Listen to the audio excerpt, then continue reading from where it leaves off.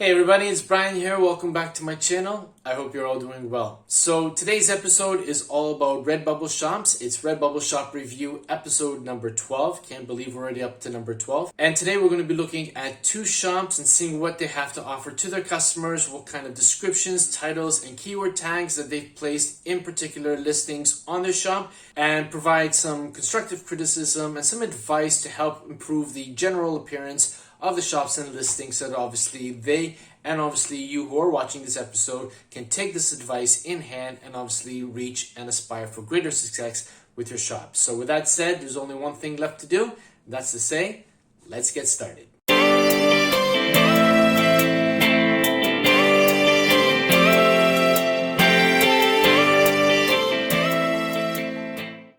Now, before we start with today's Redbubble Shop reviews, the fact that you're here means that you're interested in all things pertaining to print on demand. And for that, I want to say thank you wholeheartedly for taking the time out of your busy day to sit down and watch this episode. If you're new to the channel, don't forget to smash that subscribe button and turn on the bell notification icon. It will be a huge help. I am trying to reach 3,000 subscribers by the end of this year. So please, if you haven't subscribed, please do so now. Smash that subscribe button and help me to reach my goal by the end of this calendar year. So thank you in advance. And with that said, let's head over to my computer now and start with today's Redbubble Shop review. Okay, so welcome to my computer screen. And as you can see here, we have the first shop up for today's Redbubble Shop review. And the name of the store is Shaban's Store. This seller started in September 2021 and currently has 122 designs. So not too bad, considering that basically this shop has been open for less than a year.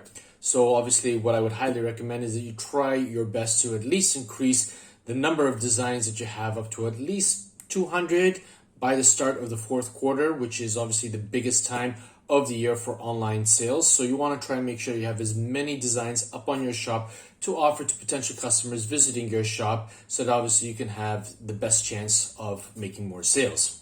So let's just take a look at, well, first and foremost, I love the shop banner. I think it's really Salvatore Dali type of impression. At least that's the feel that I get from it. I love the fact that you've got the giraffe coming out from a blue door that's obviously embedded into the letter M in your shop name. So I think it's really interesting. Doesn't really give me too much of an indication in terms of what your shop is all about. But again, some people like to put, mock-ups or basically, designs from their shop in their shop banner to give a feel of what the customer is going to find, and others like to take this road too as well. So if you are getting customers visiting and they're sticking around and they're liking what they're seeing, well, all the more power to you. Keep going with it. If you feel that maybe perhaps you could actually do a little bit more of an improvement with respect to your shop banner, try to shake things up every now and then, it just gives a fresh feel to the shop, so it doesn't always stagnate. Particularly if you get customers who are returning shop visitors. Always try to keep in mind that when you go to a shop, a brick and mortar shop, at least from my experience, every so many months, and in certain cases every so many weeks, when I would visit, I'd always find something different in the shop, whether it be the layout or the type of posters that are up on the wall, the signage or whatnot. And the idea is always to keep the shop fresh and new, so that people will always have something interesting to see when they visit the shop. And if you take that particular train of thinking and incorporate it into your shop, you're always going to be portraying to your customers that, hey, I'm somebody who's on top of my game with respect to my shop. I want to keep it nice and fresh. I always want something new for you to see so that you can actually enjoy the shopping experience of my shop. And it's just those little things that really mean a lot, particularly for returning customers. Okay, so let's take a look at your artist profile here. So I'm a professional digital artist and photographer. I do Photoshop designs, manipulation designs, funny designs, colorful designs, and I like to take pictures of nature. Message me if there are any designs we can create for you if you would like me to customize design for you. Okay, so great. You've given, people who are visiting your shop a little bit about you and what it is that you do and what you actually are offering to customers if they would like to have a customized design. That's great. You've got over 10,000 favorite designs.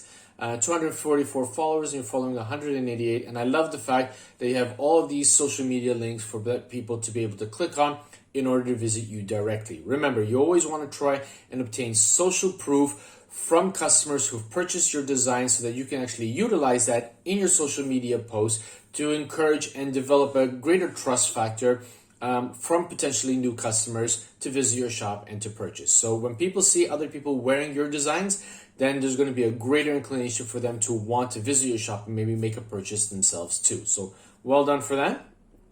Okay, so let's head back to the top of your shop here.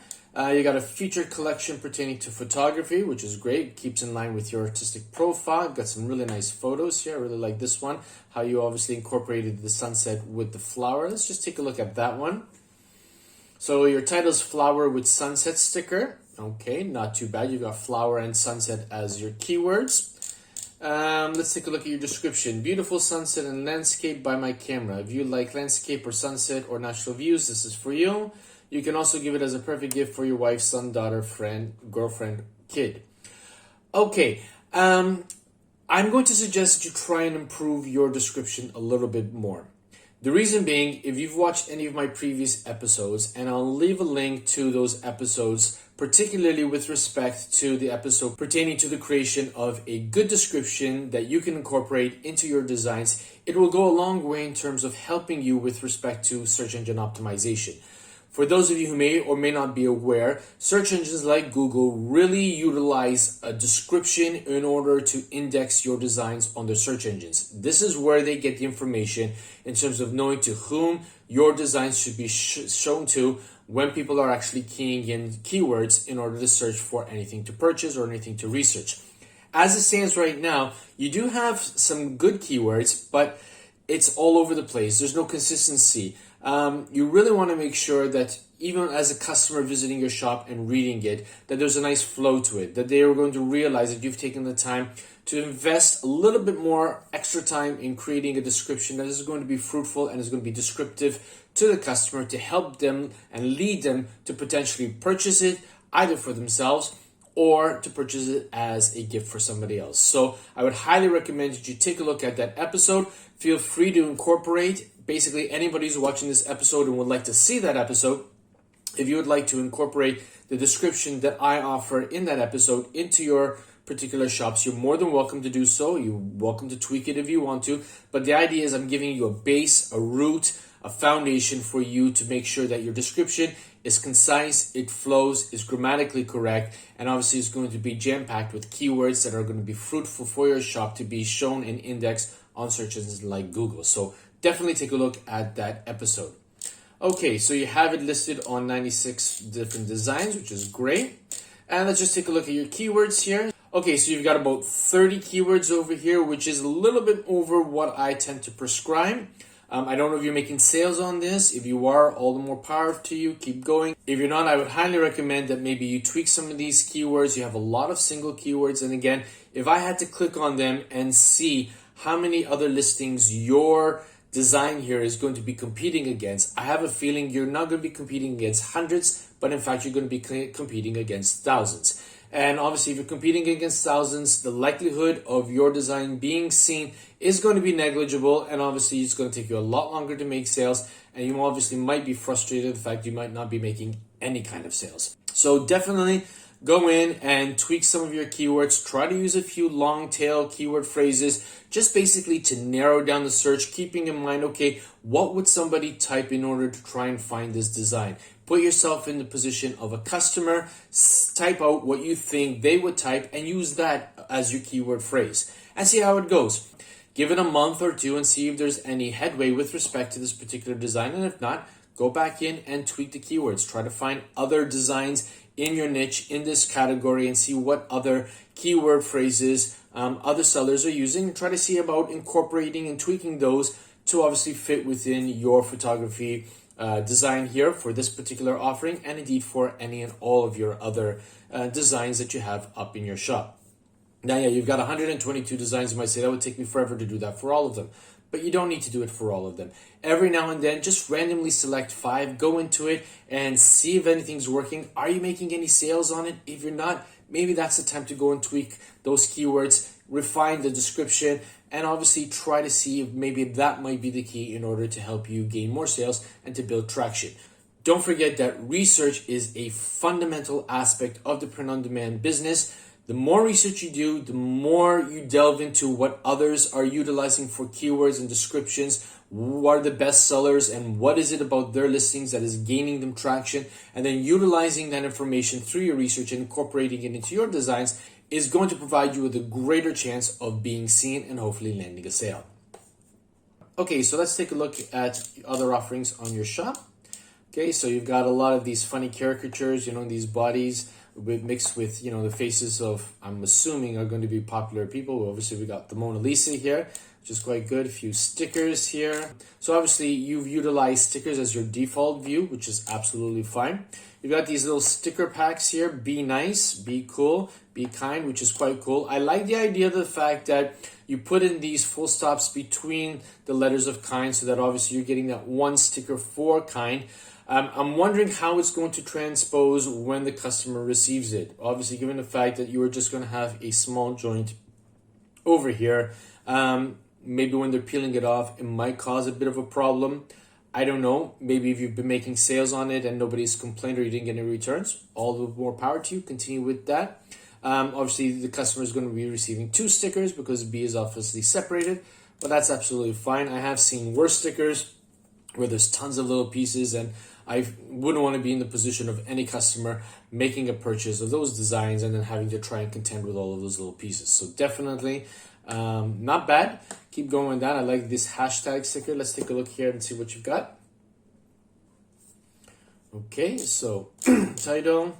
Again, here we go. Another thing, you seem to have a lot of repetition with respect to your descriptions. Refine that so that obviously you can improve upon that. Remember, you have 256 characters in your description. It's important that you use as many of the characters as you possibly can so that obviously you can afford yourself a greater chance of actually being seen and having your design obviously being purchased.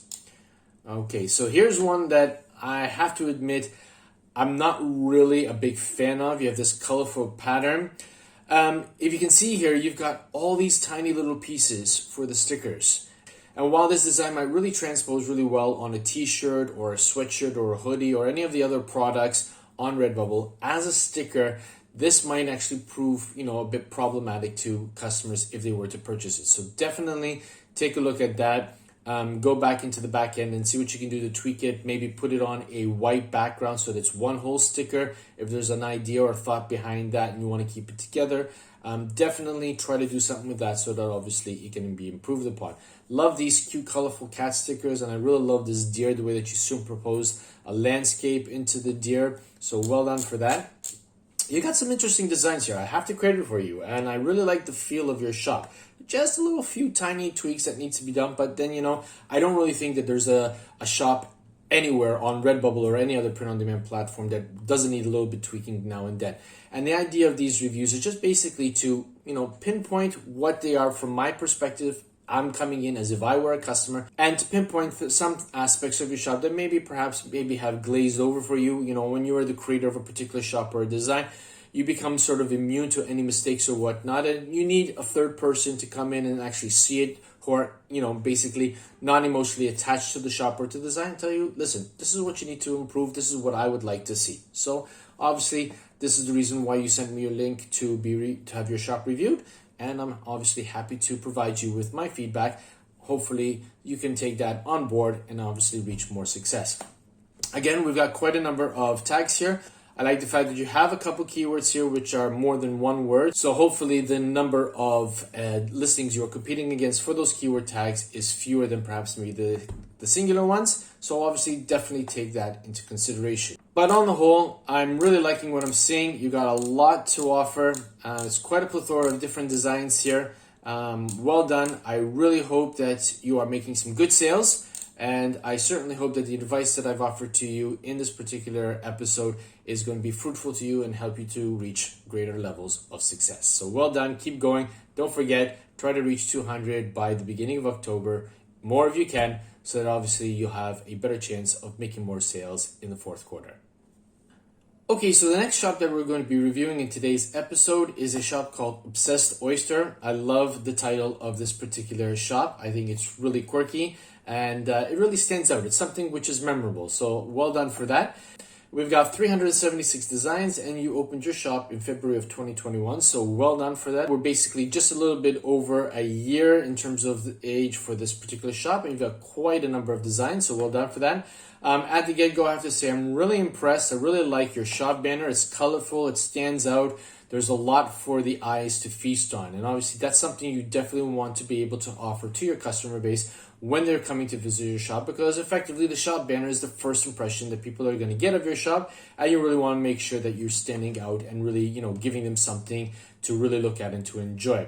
What I also like the fact is that you incorporated custom designs and obviously an email address, so that if people wanted to be able to contact you directly, they could, outside of the bubble mail system that Redbubble has to offer. So well done. Again, you always want to make sure that you can keep lines of communication open with potential customers so that you can get that important feedback from them if they so wish to get in touch with you. That social proof is fundamentally important. Okay, let's take a look at your artist profile here. Okay, so hello and thank you for stopping by my Redbubble store. So that's obviously a great start. You're welcoming them. You're showing that there is a human being behind this shop and that obviously they appreciate the customer obviously visiting. I'm Obsessed Oyster, but you can call me Bella. I'm obsessed by color and designs which have something to say. You'll find an eclectic range of designs with a world of possibilities for the future. So please like and or follow to keep tabs on my work. If you're looking for something different, drop me a line and I'll be happy to work with you to create something special. And then you obviously provided them the email. Well done. What I'm a little bit shocked by, to be very honest with you, given the fact that your shop is over a year old, is that you have very few followers and you're following very few people. And because of that, you only have about 915 favorites. Now, what I would highly recommend that you do is that maybe 2 or 3 times a week, head over into Redbubble and start, following other shops, favoriting other shop owners' designs too as well. And then by the laws of reciprocity, these people will actually receive a message that you've actually followed them, that you've liked some of their designs, and they will return the favor by coming to your shop and actually liking and favoriting some of your designs. Why is this important?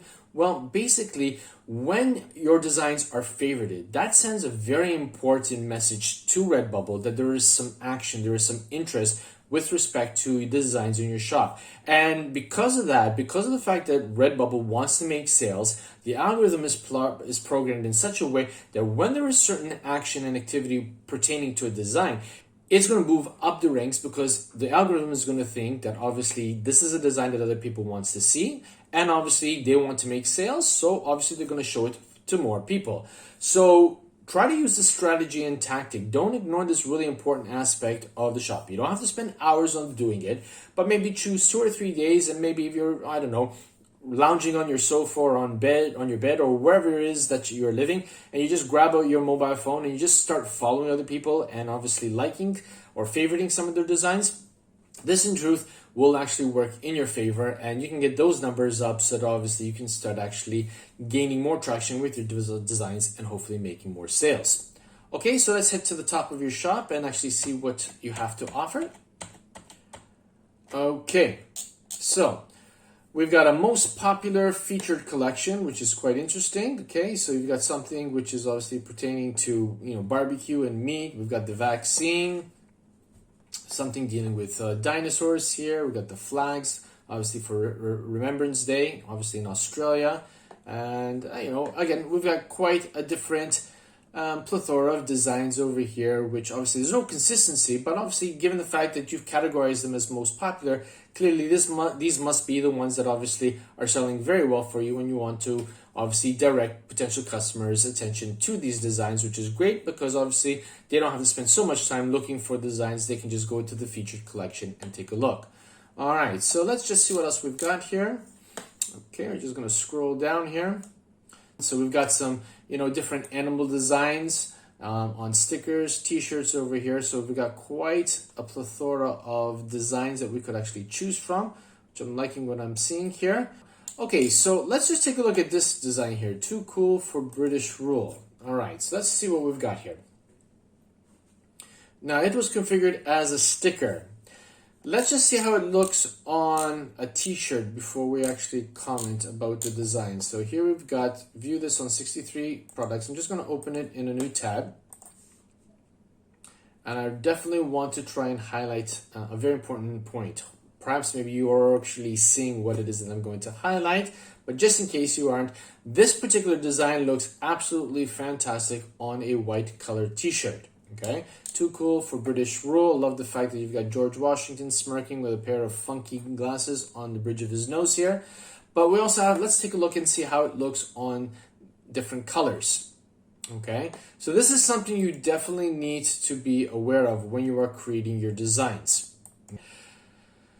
Not all designs are going to fit on every single colored shirt. And when you're creating your designs, I think it's really important that you're very aware of how it's going to look on those colors when you're uploading them. Perhaps maybe what I would have done in this particular case is I wouldn't have gotten rid of the white in the picture of George Washington. This way, irrespective of what color t-shirt a customer would want to select, the clip art of George Washington is always going to be consistent. It's always going to look good. As it stands right now, it looks pretty decent on, this tan color shirt. Obviously, it looks the best on a white color shirt.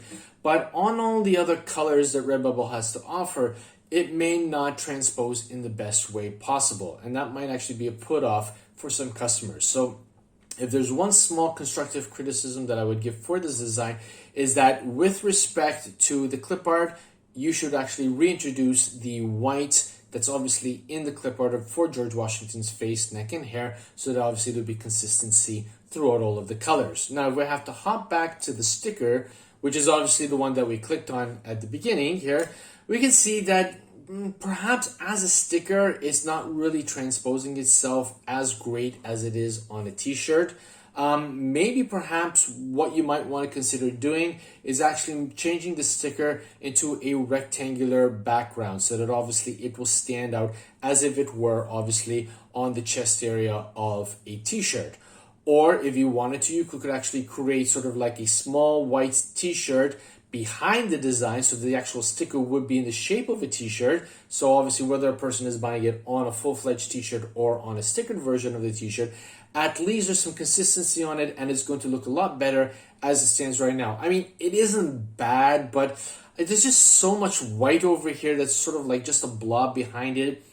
It really takes away from the design. And in this particular case, I would have probably made this a little bit larger so that it stands out. Again, small little tweaks that can really mean a lot in terms of whether a design is sold or if it sits obviously in limbo collecting dust in your digital shop. So maybe something you want to consider. Don't be afraid to try different shapes in terms of the background for your stickers in order to see if something really works well. Okay, so in terms of a title, I don't have anything to comment about. You've got your keywords in there, which is great. Okay, in terms of your description, way too cool for British rules, a cheeky swipe at our British heritage. Happy 4th of July 2021. Okay, so what is it that you could do to improve and maybe increase the possibility of making more sales for this design? Well, first and foremost, I would definitely recommend that you go in and I would get rid of 2021. Because of the fact that this particular design is dated, when it doesn't really need to be, because you have 4th of July every single year, why put the date? Remove the date so that obviously it becomes a relevant design year in, year out. You don't even have it in the design too as well, so there's really no need to put it into the title. And perhaps maybe keeping it in the title might work against you because obviously the algorithm might see 2021 and then not offer it to the customer who's looking for a 4th of July design. Okay. Again, with respect to the description, I would definitely encourage you to actually add an upsell. Okay. The way I'm understanding here, obviously you must be located in Australia. And if my geography is correct, July tends to be the winter months for you over there. So why not actually include something pertaining to clothing that people would actually wear in wintertime in Australia? Perhaps a hoodie, or maybe you could actually encourage them to purchase it on a mug or any of the other products that Redbubble has to offer. Again, I mentioned earlier in this episode the episode that I had created pertaining to description, and in that episode I spoke about the importance of the upsell. You always want to make sure you're planting seeds in a potential customer's mind to consider other products that you have available on your Redbubble shop for each and every one of your designs, so that perhaps maybe if they've come in to purchase it on a sticker, they might walk out with a mug or a t-shirt or a hoodie or any of the other products that Redbubble offers because of the fact that you suggested it to them in the description, and perhaps maybe they weren't even considering it when they visited your shop in order to make a purchase.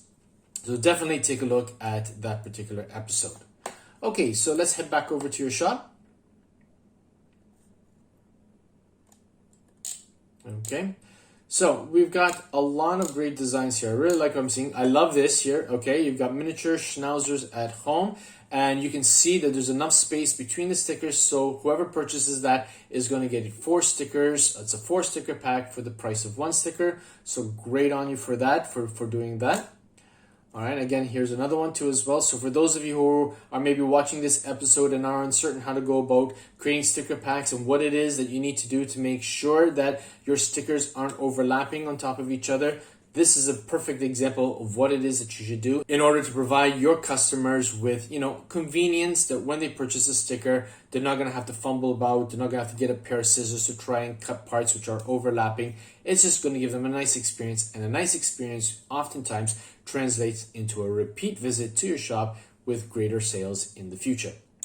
Okay, but on the whole, I love what I'm seeing. You got some retro sunset designs here, you've got some rectangular stickers here, circular stickers, some great looking shirts too as well. So I'm really hopeful that you are making a lot of sales, and if you're not, perhaps maybe you want to go in, check your descriptions, check your keywords, shake things up a little bit, particularly in preparation for the 4th quarter. We're just a few months away from the time of publishing this video, and I wish you nothing but success. So well done for your shop, well done for your designs, well done overall.